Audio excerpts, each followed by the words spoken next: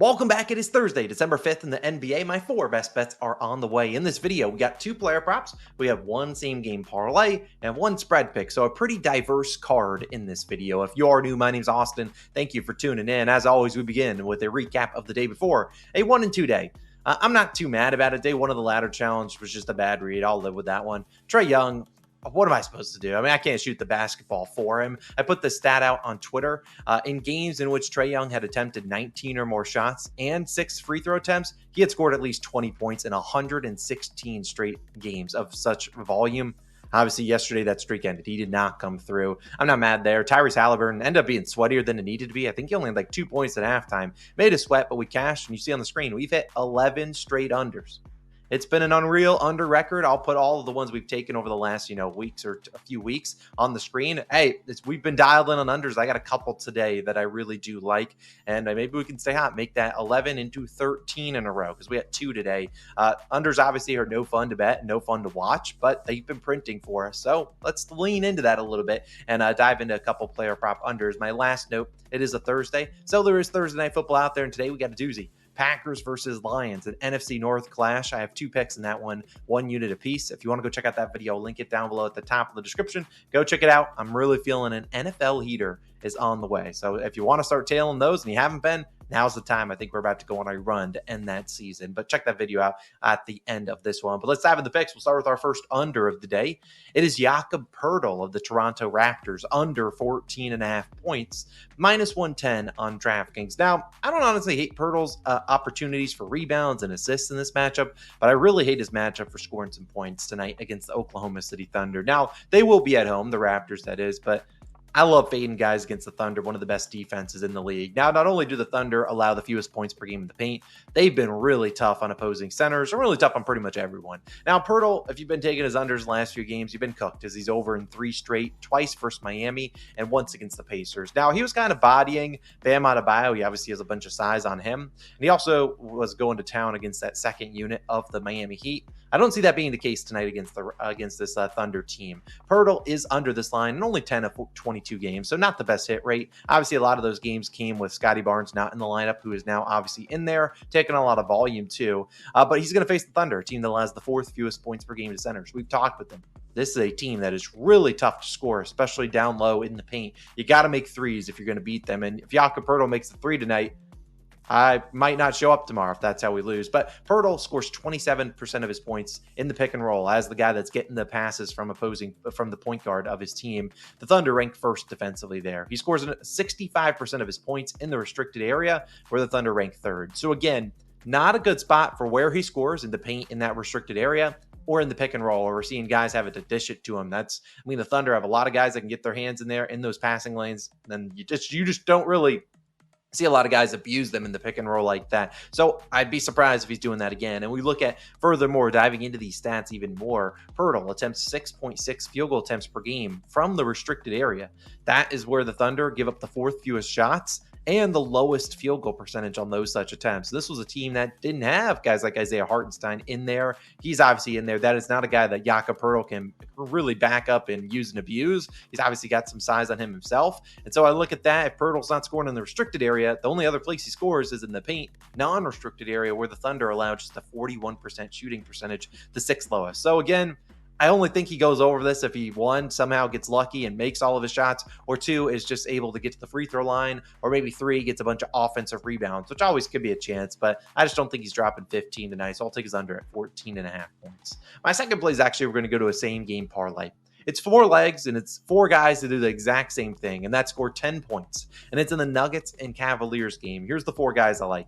Michael Porter Jr., Jamal Murray, Jared Allen, and Evan Mobley, all to score 10. We don't need a career game from any of them. 10 points a pop from each of them. It's plus 107 on FanDuel. Now, I do like Jamal Murray to honestly get to like 15 points. The problem with Murray is he always loves to end on 14. I don't know why, but he loves ending on 14. I think he easily scores 10.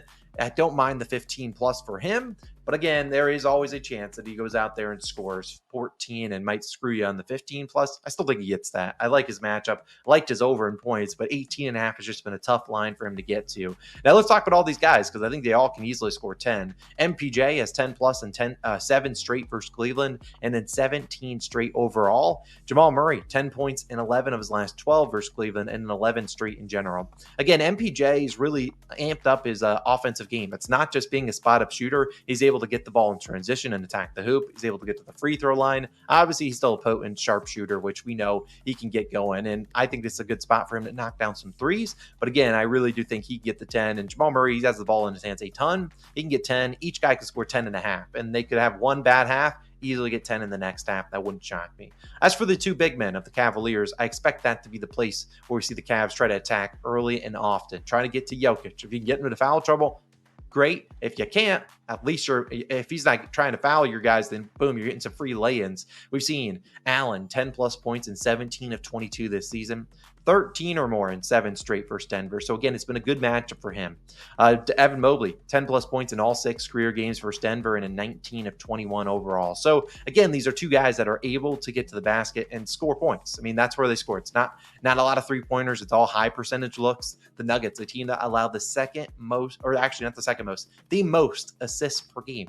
When we think about the guys that are getting assists on this team, it's going to be Darius Garland and Donovan Mitchell. So again, I think we'll see a lot of pick and roll involving Jokic. And if they don't want to guard Darius Garland, he might score, but more or less, you'll probably see Garland. He's unselfish. He'll dish it to a big man like Jared Allen or Evan Mobley cutting to the hoop, and they'll probably have a good chance of scoring. So I do like all 4 of these guys to get 10 points. I know it looks a little weird. I'm surprised this is plus 107.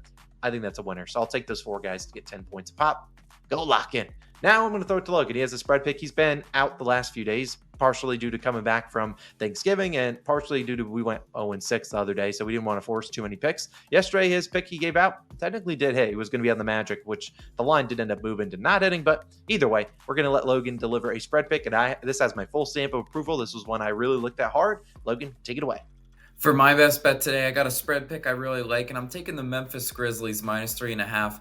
Minus 110 odds on FanDuel, currently your best value there.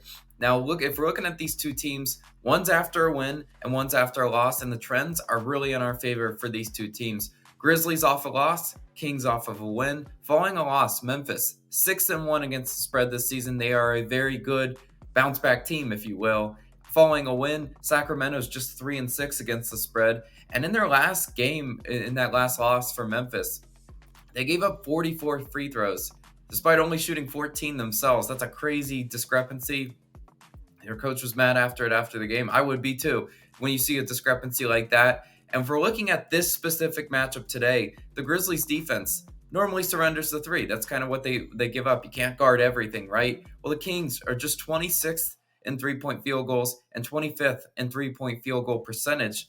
Not a great shooting team from behind the arc. I think Memphis will live with the damage that Sacramento does back there. Just got to play some good interior defense. And after giving up 121 points to the Mavs, I expect a lot better defensive effort from the Grizzlies, who are 4th in defensive rating. We're talking about the Kings offense as well. Malik Monk back in the starting lineup. Kings bench is really, in my opinion, not that great. It's kind of a depleted unit. They're not that deep. Keon Ellis, Kevin Huerter are the main guys coming off that bench. And again, I just think Memphis is the deeper team. I think they have the better bench. And I think we're going to see a lot better effort from the Grizzlies, especially defensively, because when you give up 120 plus points, normally you tighten that up in the following game. So I do like the Memphis Grizzlies a lot as my favorite spread pick of the day. Hope this one cashes. Hopefully they give us a nice sweat-free fourth quarter. Doubt it, but that would be really nice. Love that as my pick today. Austin, throwing it back to you, though.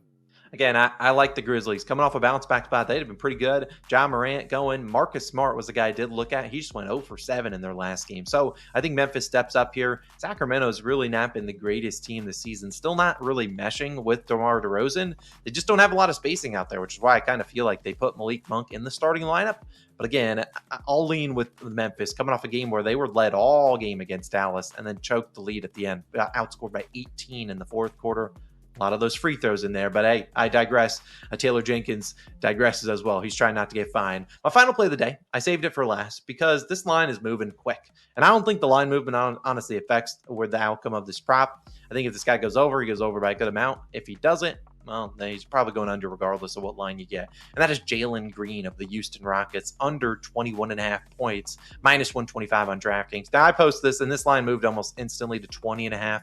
If he lands on 21, probably won't even track it towards the record. I'm not too concerned about it. I like it. It's down to 19.5. I don't think Jalen Green gets honestly close. I think he may end on 15 or less.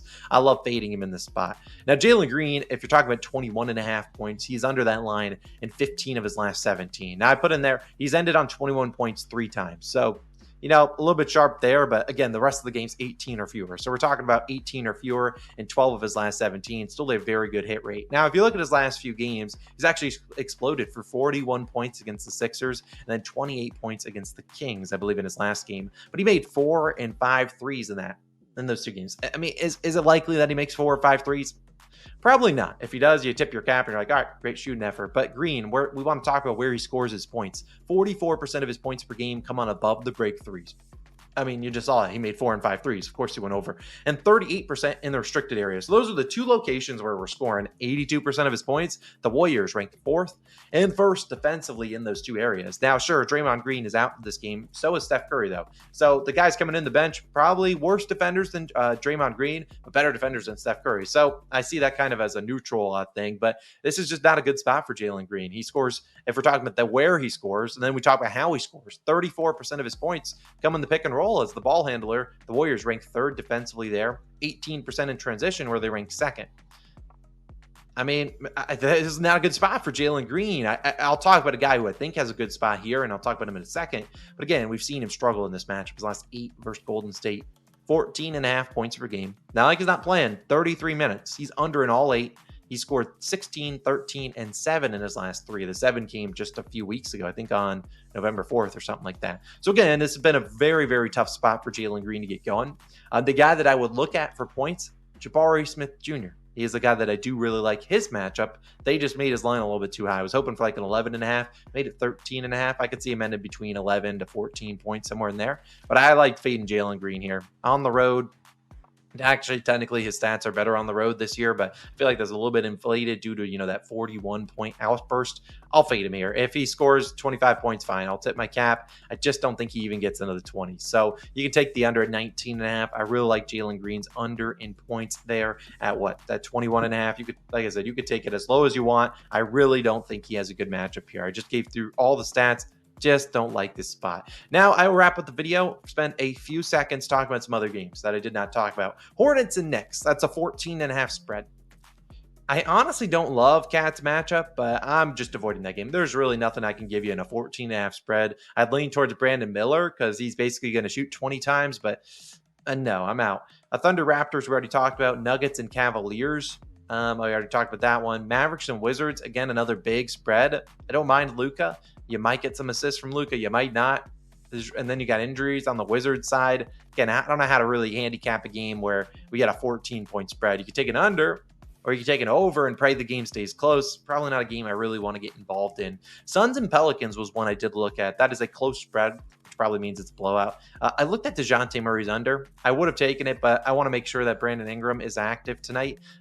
DeJounte's just not making shots. And until he starts making shots, I don't mind fading him. Obviously, he screwed us in his last game, so that's why I'm kind of hesitant to take his under, because I could feel like if he goes out and makes all of his shots tonight, it'd piss me off, and then I would lose money. So I'm not going to take that one, but I did look at it. Devin Booker absolutely destroys the Pelicans. He's had 50 or more points in 3 of his last 4. The one that he didn't was I think 6 days after he had just dropped a 50-piece on him. So they made a pretty good effort to not let him go off. I looked at his first quarter points. Don't hate that one. Bulls and Spurs, another matchup. This will be the last one I'll talk about. Bulls and Spurs, we have Wembanyama out. I know people are going to want to hammer Devin Vassell props. He still feels like he's on a minutes restriction. The one guy I looked at was Stephon Castle, the rookie. Obviously, the Bulls, if you look at how they play defense, well, pretty much every part of the map that you're looking at is green. It's a good matchup. Devin Vassell obviously would be the lead guy here, but I still feel like he's coming off the bench.